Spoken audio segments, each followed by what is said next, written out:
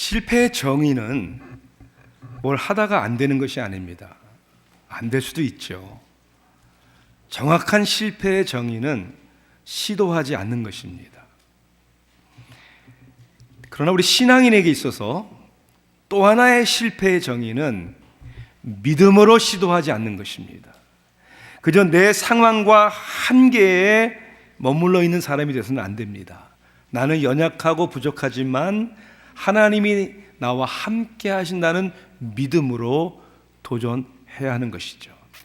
2016년 한 해 여러분들은 어떤 계획을 세우셨습니까? 무슨 기대를 가지고 계시고 뭘 도전해 보시겠습니까? 꼭 믿음으로 도전하시기를 주님의 이름으로 축원합니다.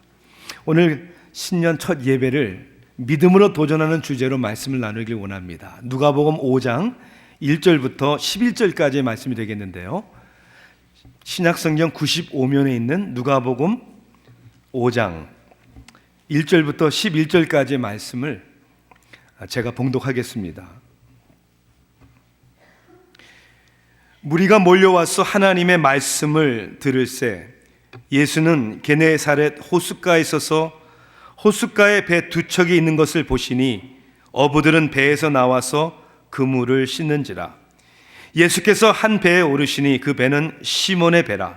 육지에서 조금 떼기를 청하시고 앉으사 배에서 무리를 가르치시더니 말씀을 마치시고 시몬에게 이르시되 깊은 데로 가서 그물을 내려 고기를 잡으라. 시몬이 대답하여 이르되 선생님, 우리들이 밤이 새도록 수고하였으되 잡은 것이 없지만은 말씀에 의지하여 내가 그물을 내리리이다 하고 그렇게 하니 고기를 잡은 것이 심히 많아 그물이 찢어지는지라. 이에 다른 배에 있는 동무들에게 손짓하여 와서 도와달라 하니 그들이 와서 두 배의 채움에 잠기게 되었더라.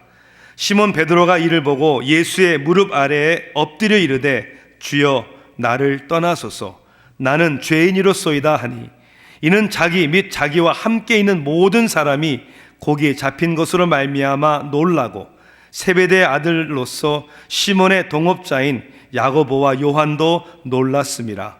예수께서 시몬에게 이르시되 무서워하지 말라. 이제후로는 내가 사람을 취하리라 하시니 그들이 배들을 육지에 대고 모든 것을 버려두고 예수를 따르니라. 아멘. 1540년 영국의 데번이라는 지역에서 가난한 농부의 아들로 태어난 프랜시스 드레이크는 나중에 영국 여왕 엘리자베스로부터 기사 자귀를 받는 영국의 영웅입니다. 그 당시 바다에 황제와 같았던 이 스페인의 무적 함대를 물리친 세계 4대 해전 중 하나인 칼레 해전을 승리로 이끈 장본인입니다. 뿐만 아니라 그는 태평양과 인도양, 남대서양 등을 영국인으로서는 최초로 향해를 했고 미젤란이 세계 일주 향해를 끝마치기 전에 사망했기 때문에 자신의 배로 세계 일주를 한 최초의 선장이 된 사람입니다. 그의 모험심, 불가능한 일이라고 생각된 일들을 도전하는 용기, 그 모험심과 용기가 어디서 나온 것일까요? 일찍이 그는 목사인 아버지의 영향을 받았습니다. 하나님을 믿는 믿음이었습니다. 그의 기도문에는 이런 내용이 적혀 있습니다. 우리를 흔드소서 주님. 우리가 자신에게만 너무 만족하고 있을 때, 우리의 꿈이 너무 작기 때문에 그 꿈이 성취되었을 때, 우리가 너무 안전하게 해변 가까이서만 향했기 때문에 무사히 육지에 상륙했을 때 우리를 흔드소서 주님. 우리가 소유한 풍성한 물질 때문에 생명수를 갈구하지 않을 때, 우리의 생활에 푹 빠져 더 이상 영원을 꿈꾸지 않을 때, 그리고 우리의 노력으로 새 땅을 세우려 할 때, 새 하늘을 향한 우리의 비전이 희미해지오니 우리를 흔드소서 주님, 좀 더 담대히 거친 풍랑 속 바다를 헤쳐나가 당신의 다스림을 볼 수 있도록, 시야에서 육지가 사라질 때 오히려 하늘의 별을 바라볼 수 있도록 우리의 소망의 지평을 넓히시고 우리에게 능력과 용기와 소망과 사랑을 부으소서. 주님, 우리를 흔드소서. 어느 날 갈릴리 호수에서 평범한 고기잡이 어부의 삶을 살고 있었던 시몬, 결국 베드로가 되죠. 그에게 예수님은 나타나셔서 그의 인생을 흔들어 버립니다. 호숫가에서 말씀을 가르치셨던 예수님은 4절에 보니까 오늘 말씀을 마치심에, 말씀을 다 마치시고 시몬에게 명령하십니다. 깊은 데로 가서 그물을 내려 고기를 잡으라. 시몬의 대답은 우리들이 밤을 새도록 수고하였으되 잡은 것이 없습니다. 그런 말씀에 의지하여 내가 그물을 내리리이다. 시몬이 대답하는 말에 여러분 주목해 보십시오. 뭐라고 얘기하냐면 우리들이 그래요.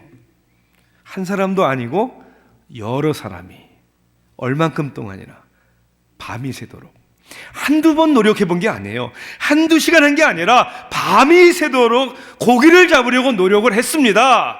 그런데 결과는 꽝, 잡지 못했습니다. 어떻게 보면 시몬 베드로는 바보가 아니죠. 자신의 노력, 그리고 자신의 한계, 자신의 경험상 이건 고기를 잡을 수 있는 상황이 아니다. 우리 노력해 봤습니다. 그런데 자신의 한계, 자신의 상황에 머물지 아니하고, 그렇지만 그것이 나의 한계지만 주님이 그렇게 말씀하시니까 예수님 그 말씀에 의지하여 내가 그물을 내리리이다. 그리고 오늘 본문은 그렇게 하니라고 성경은 6절에 말하고 있습니다. 그 결과는 어떻게 됐습니까? 그물이 찢어지도록 고기를 많이 잡았습니다. 동료들에게 손짓해서 또 다른 배가 와서 2배의 고기가 가득하여 잠기게 될 정도로. 사랑하는 성도 여러분, 오늘 이 사건은 그냥 고기를 많이 잡은 사건이 아니에요. 그것이 중심된 메시지가 아닙니다. 이 사건을 통해 베드로의 삶이 완전히 변합니다. 그의 인생이 바뀝니다. 그냥 평범한 이제 날마다 고기를 잡아 먹는, 뭘 먹을까를 근심하고 염려하며 살던 인생에서 위대한 도전을 하는, 하늘나라, 아니 지금까지 기독교의 역사 가운데 남는 그런 위대한 하나님의 사람이 되는 것이죠. 왜요? 어떻게요? 믿음으로 도전했기 때문입니다. 순종했기 때문입니다. 사랑하는 성도 여러분, 2016년 이제 새해 첫 주일 예배를 통해서 우리의 한계, 우리의 상황, 내가 헤아리는 내 머리로가 아니라 하나님의 음성을 듣고 믿음으로 한번 도전해 볼 수 있는, 내 계획이 아니라, 내 생각이 아니라 하나님의 계획과 하나님의 이루시는 일들을 경험해 볼 수 있는 저와 여러분 되기를 주님의 이름으로 축원합니다. 왜냐하면 믿음으로 도전할 때 어떠한 변화가, 어떠한 역사가 일어나냐 하면, 첫째는 지식적인 신앙에서 경험적인 신앙으로 변합니다. 이게 얼마나 중요한지 몰라요. 지식적인 신앙, 지식이 중요하고 거기서 시작돼야 되지만 이것이 경험적인 믿음이 돼야 되는 것이죠. 여러분 보세요. 사랑에 대해 소설책을 아무리 많이 읽고 사랑을 주제로 한 감동적인 드라마를 많이 보고 영화를 많이 봤어도 내가 사랑에 빠져보지 않으면 사랑을 모르는 거죠. 요리책을 뒤적뒤적거리며 요리법을 익혔어도 내가 직접 만들어보지 못하면, 그리고 맛을 보지 못하면 요리를 안다고 할 수 없는 것이죠. 그랜 캐년의 웅장함을 아무리 이야기를 듣고 사진을 보고 비디오를 봐도 내가 가서 봐야 하는 거죠. 우와, 그랜드 캐년. 그렇게 되는 거 아니에요? 우리의 신앙은 더 그렇습니다. 오늘 보면 4절에 말씀을 마치시고, 이 말이 굉장히 중요해요. 예수님이 뭘 가르치셨을까? 궁금하지 않으세요? 무엇 가르쳤든 간에 말씀을 가르치시고 거기서 끝났다면 그냥 제자들은, 사람들은 그냥 그 말씀을 아는 지식적인 것에 그쳤을 겁니다. 아, 은혜스러웠어, 참 좋았어, 그냥 기억에 남는. 그런데 그 말씀을 가르치시고는 그 말씀을 가르치시기 위해 오르셨던 배의 주인인 시몬을 향하여 깊은 데로 가서 그물을 내려 고기를 잡으라, 이런 명령을 합니다. 마치 예수님께서 이렇게 말씀하시는 것 같지 않습니까? 말씀을 가르치시고 말씀을 들은 그들에게 너희들 정말 믿는지 한번 확인해 보자, 혹은 이 말씀의 진리가 정말 그러한지 우리 한번 실천해 보자, 경험해 보자, 그런 초청이 아닐까요? 말씀을 듣는 오늘 여러분들에게, 날마다 묵상하는 여러분들에게 하나님은 그렇게 초청하시는 거죠. 다시 얘기하자면 내가 머리로 알고 있는 지식적인 신앙에서 내가 체험하는 경험적인 신앙인이 되고자 하는 주님의 초청이시죠. 베드로는 말씀대로 도전합니다. 그렇게 하니 놀라운 역사가 일어났죠. 우리 삶 속에 우리가 듣고 배운 말씀대로 실천하고 순종하면 참 얼마나 놀라운 일들이 일어날까. 여러분 상상해 보실 수 있습니까? 우리 새교회가 온 성도들과 더불어 날마다 묵상하자, 이것이 우리의 비전이고 우리 교회의 가치관입니다. 물론 묵상을 한다는 그 자체가 신앙의 성숙함을 다 말하는 것은 아닙니다. 묵상의 목적이 무엇입니까? 왜 묵상합니까? 나 큐티해, 이거 자랑하려고 하는 거 아니겠죠? 묵상의 목적은 하나님의 말씀을 내 삶 속에 구체적으로 순종함으로 적용하는 것입니다. 하나님의 진리를 내 삶의 생각이나 태도나 행동이나 습관이나 관계의 변화를 위해 적용하는 것이 묵상의 목적입니다. 다시 얘기하자면 내가 받은 은혜와 깨달은 은혜를 내 삶 속에 베푸는 은혜로 변화시키는 것이죠. 하나님의 은혜에 대해서 말만 하는 사람들이 아니라 이 말을 실천에 옮기는 사람이 되고자 하는 것이 묵상의 목적입니다. 이 강단에서는 목사가 하나님의 말씀으로 은혜를 가르치고 선포했는데, 삶과 가정과 그리고 사람들과의 관계 속에서 은혜를 베풀지 않는 그런 제 자신의 모습을 하나님의 말씀을 통해서 보여주시는 것 같아요. 특히 내 기대에 못 미치고 내 마음에 들지 않고 나에게 실망을 주고 나에게 짜증내게 하는 사람들, 자, 여러분의 삶에는 누굽니까? 대부분 가족. 가장 사랑하고 은혜를 베풀어야 하는 가족들에게 은혜를 베풀지 않는, 제가 그랬고 지금도 그런 것 같아요. 특히 아이들이 성장하면서 참 마음의 갈등이 심했어요. 참 그래도 세상 일도 아니고 하나님의 일을 열심히 목회를 하는 아빠의 마음은 왜 이렇게 몰라지고, 누가 보더라도 우리 교회 성도님들 보더라도 야, 역시 목사님의 자녀들이야, 아니 이런 말은 못 들을 망정 왜 이렇게 속을 썩이고 힘들게 하나. 은혜는 아는데 은혜를 베풀지 못하는, 그러는 가운데 탕자의 비유 가운데 주님이 저에게 그렇게 말씀하시는 부분들, 네가 그 이야기 속에 아버지였다면 탕자가 돌아왔겠느냐? 저 같았으면 안 돌아왔을 거예요. 집을 떠난 탕자가 돌아오고 싶었어도 아버지의 매서운 눈초리 때문에, 또 뭐라고 버럭 화를 낼까, 혈기를 부릴까, 내가 너 그럴 줄 알았어, 이런 말 할 게 분명하니까 안 돌아올 것 같은 그 형처럼, 그죠? 비교하고 왜 나보다 더 못한 놈을 왜 저렇게 대하는 겁니까? 하나님은 나를 있는 모습 그대로 받아주셨는데 왜 나는 왜 못 받아줄까? 그래서 저에게 그런 기도의 제목이 된 거예요. 하나님, 탕자라도 돌아올 수 있게 하는 그런 애비가 되게 해주세요. 이게 날마다의 싸움입니다. 매일매일 싸움입니다. 하나님, 그냥 알고 있는 것? 아니요, 나 경험하기를 원해요. 믿음으로 도전해야 되잖아요. 믿음으로 도전할 때 그냥 지식적인 신앙에서 경험적인 신앙으로 변화됩니다. 아니, 하나님이 그렇게 변화시켜 주실 줄 믿습니다. 믿음으로 도전할 때 또한 이 피상적인 관계에서 개인적인 관계로 변화가 됩니다. 깊은 데로 가서 그물을 내려 고기를 잡으라. 이 말을 듣고 베드로는 이렇게 얘기하죠. 선생님, 이렇게 얘기를 합니다.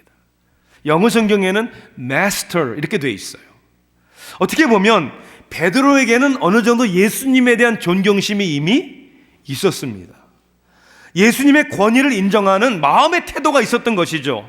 당신을 존경합니다. 예수님, 당신에게 어떠한 다른 사람들에게 안 보이는 어떠한 능력심, 권세가 있다는 것 I believe, 저 인정합니다. 아니, 그렇지 않고서야 밤새도록 수고해도 고기를 못 잡았는데 그 말 한마디 했다고 해서 가서 그물을 내려놓겠습니까? 말씀대로 순종합니다. 찢어지도록 많은 고기를 잡습니다. 다급한 상황 속에서 동료들을 손짓하여 도와달라고 합니다.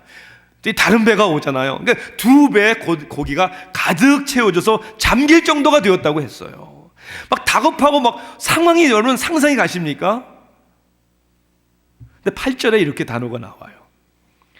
이를 보고, 어떤 의미에서는 막 그냥 그 다급한 상황이 지나간 거예요. 막 고기가 막 그물이 찢어지도록 잡혀지고 배가 가라앉을 대로 가라앉고 이제 이게 다 이제 한숨을 돌리는 거예요. 그때 번뜩 이제 베드로가 제정신을 차린 겁니다. 그리고 이 사건 이전에 알았던 예수님과 다른 예수님, 그의 행동과 고백에 대해서 성경이 뭐라고 나와 있죠? 첫째는 예수의 무릎 아래 엎드렸다 그랬어요. 왜 엎드립니까? 그리고 뭐라고 부르죠? 주여 그래요. 선생님에서 주여. 그리고 또 뭐라고 고백합니까? 나를 떠나소서. 나는 죄인입니다. 다르잖아요. 예수님에 대해서 많이 알았던 베드로, 이제는 그 예수님을 이 기적 가운데 face to face, 그 능력과 그 신성을 보니까 그냥 있을 수가 없는 거예요. 엎드릴 수밖에 없는 것이죠. 주여라고 할 수밖에 없는 것이죠. 나는 죄인입니다라고 할 수밖에 없는 것이죠. 이 인격적인 만남이 있어야 되는 거 아닙니까?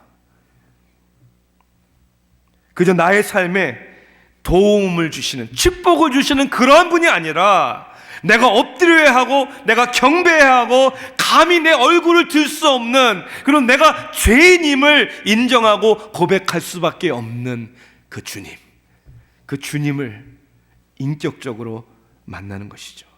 인격적인 만남이라는 것은 예수님에 대해서 그냥 아는 것이 아니라 예수님을 나의 개인의 구원자로, 그리고 주님으로, 그리고 믿고 영접하고 내 마음과 삶을 다해 인정해 드리는 하나님과의 관계를 얘기하는 것이죠. 여러분은 이러한 주님과의 인격적인 만남이 있었습니까? 그리고 날마다 말씀을 순종함으로 이 인격적인 만남이 이루어지고 있습니까? 오래전에 저희 교회가 성가대 지휘자 광고를 낸 적이 있어요. 많은 분들이 이력서를 보내주셨는데요, 그 중에 한 분과 제가 인터뷰를 한 기억이 납니다. 이력서를 보면 학력이나 경력들이 다 뭐 화려하죠. 나름대로 음악을 전공했고 뭐 음악 성을 따지자면 뭐 다 훌륭한 분들일 거예요. 그런데 교회 음악 성가 사역은 이 음악 실력으로만 되는 게 아니잖아요. 왜냐하면 하나님을 예배하는 것이고 믿음의 공동체의 사역이기 때문에 음악도 잘해야 되지만 믿음도 있어야 되는 거 아닙니까?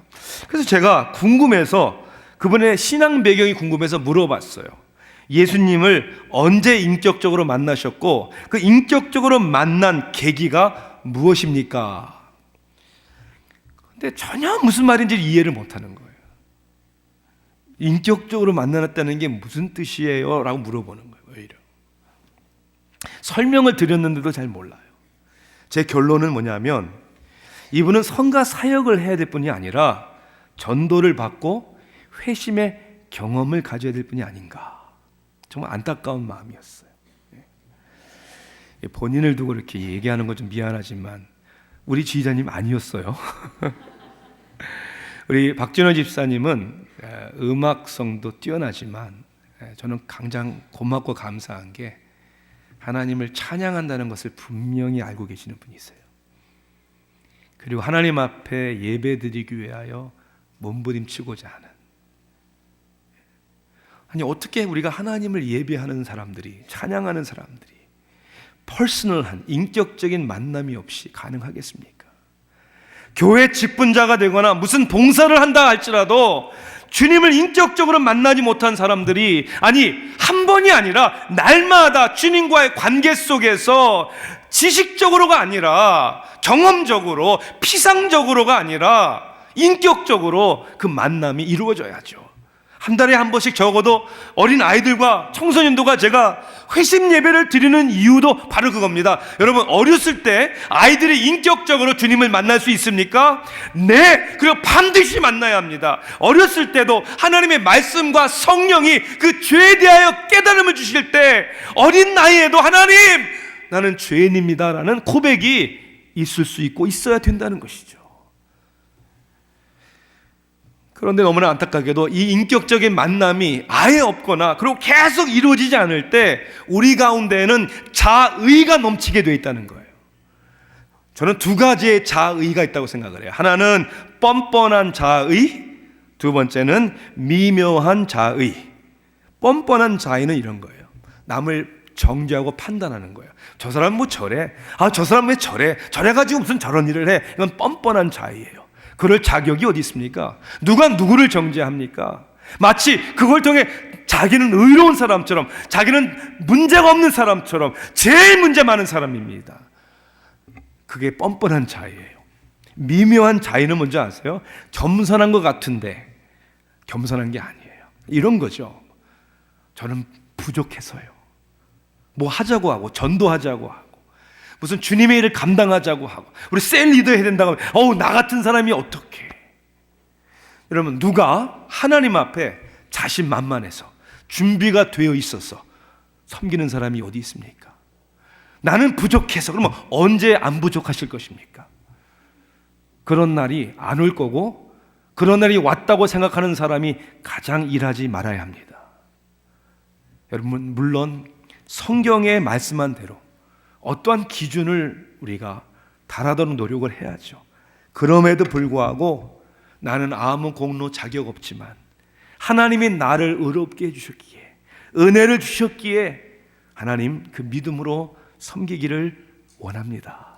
날마다 믿음으로 이 인격적인 주님과의 만남이 저와 여러분의 삶 가운데 이루어지기를 주님의 이름으로 축원합니다.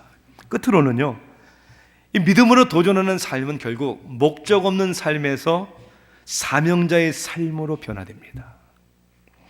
오늘 본문의 마지막 절인 11절을 여러분 보시면요, 어떻게 보면 이해가 안 되는, 기대하지 못한 광경이 벌어집니다.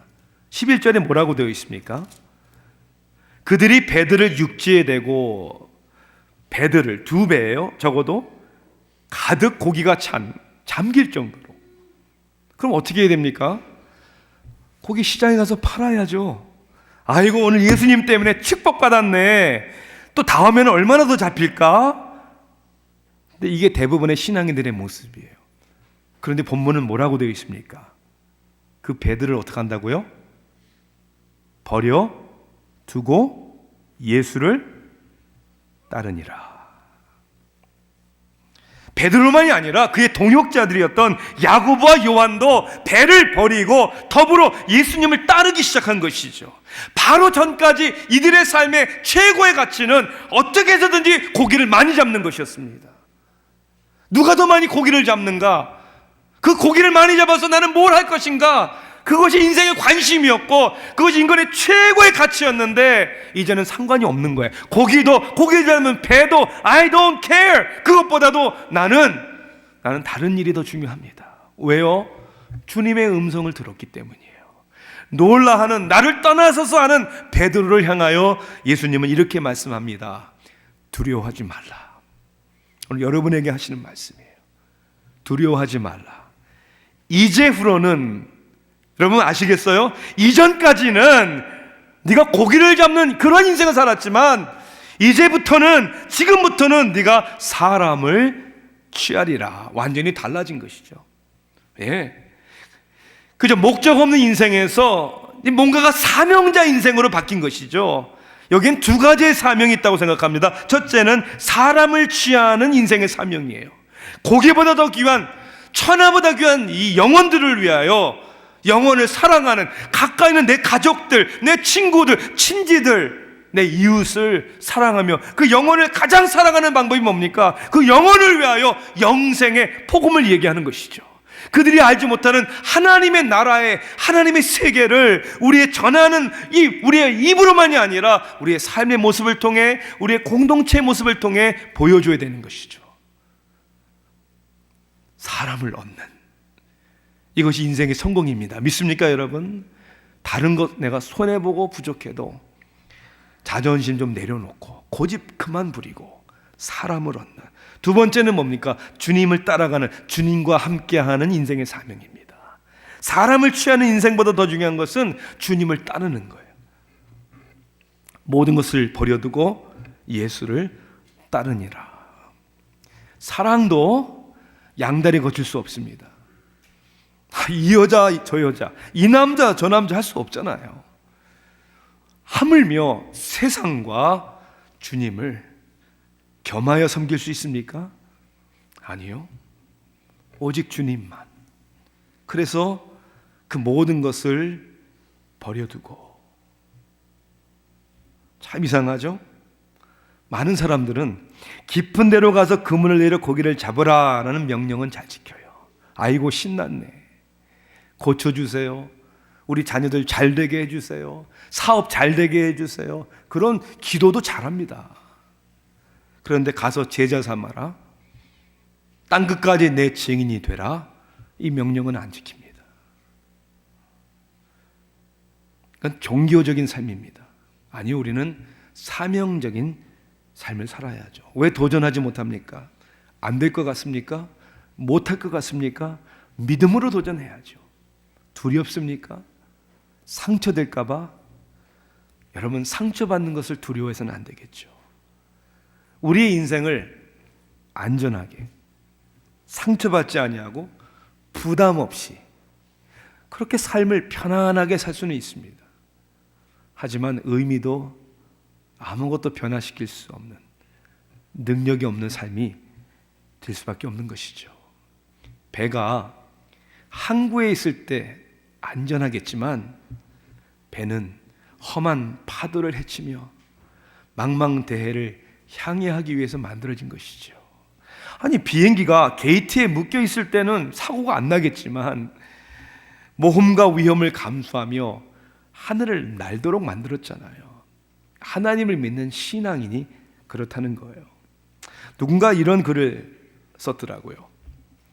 Behold the turtle. 거북이를 보라. He makes progress only when he sticks his neck out. 거북이는 목을 바깥으로 내놓을 때만 앞으로 전진한다. 목을 내놓는다는 말이 무슨 말인지 아시죠? 위험하잖아요. 내 목숨까지도 걸 수 있는 그러한 믿음이 우리의 삶에 발전이 있게 하고 하나님의 역사가 일어나게 하시는 것이죠. 에일린 구러라는 분이 쓴 책이 있어요. 제목이 뭐냐면 God, but I'm bored. 직역을 하자면 하나님, 저 지루해요. 그런 뜻의 책입니다. 이런 글이 있네요. 여러분들은 자극적이지 않은 음식들을 먹으며 위궤양은 피할 수 있습니다. 티나 커피나 다른 자극성 있는 음료수를 피함으로 건강을 어느 정도 지킬 수도 있겠죠. 일찍 잠을 청하고 밤문화를 피하고 다른 사람들과 논란의 대상이 되는 주제는 피하고 다른 사람들과 되도록 부딪히지 아니하고 자신의 일에만 신경을 쓰고 다른 사람들의 문제 상관하지 말며 돈은 꼭 써야 할 것만 쓰고 다 되도록 많이 모으는 그러한 삶. 그런데 아세요? 목욕탕에 넘어져서 목이 부러져 죽을 수도 있다는 것을. 그 유머스러운 얘기 가운데 내가 조심하고 노력한다고 해서 내 건강, 내 자식, 내 가족, 내 인생 내가 마음대로 할 수 있다는 것 아니라는 것입니다. 우리의 인생을 주관하시는 하나님이시니까 하나님을 향하여 하나님의 말씀을 듣고 도전하는 인생을 살아야죠. 믿음으로 도전하는 인생은 절대로 감정적인 것도 아니고 자기 의지적인 것도 아닙니다. 여기에는 반드시 있어야 할, 반드시 꼭 있어야 할 것이 한 가지 있습니다. 그것이 뭔지 아십니까? 베드로처럼 주님의 음성을 꼭 들어야 합니다.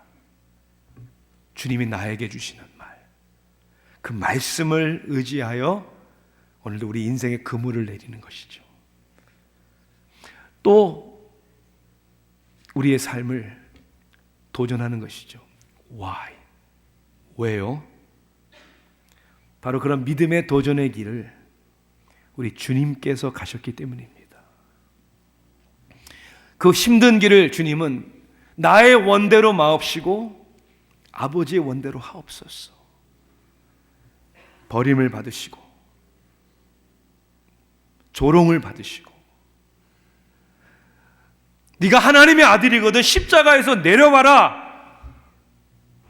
그런 비웃음 가운데서도 예수님은 그 믿음의 길을 가신 것이죠. 그리고 십자가의 죽음을 당하셨습니다. 그 죽음이 있었기에 부활이 있었고 그 부활의 첫 열매 되시는 예수님 때문에 우리도 부활의 소망이 있고 우리에게 구원에 있고 우리에게 생명이 있는, 그리고 이제는 우리가 그 길을 가야 하는 사명이 있다는 사실. 오늘 우리는 이 주님이 가신 그리고 고난받으신 그 십자가의 사건을 기념하는 성찬 예식을 대합니다. 찢기진 주님의 몸을 상징하는 떡, 흘리신 주님의 피를 상징하는 이 잔을 우리가 마신다는 것은 나도 주님과 동행하겠습니다. 나도 그 길을 가겠습니다. 내가 날마다 나를 부인하고 내 십자가를 지고 내가 죽겠습니다. 나는 하늘에 떨어지는 미랄이 되겠습니다. 주님, 나를 하나님의 영광의 도구로 사용하여 주셔서 나로 말미암아 내 가정이 살게 하소서. 나로 말미암아 내 민족이 열방이 주께 돌아오게 하소서. 믿음으로 도전하는 한 해 우리 인생의 되기를 주님의 이름으로 축원합니다. 기도하시겠습니다.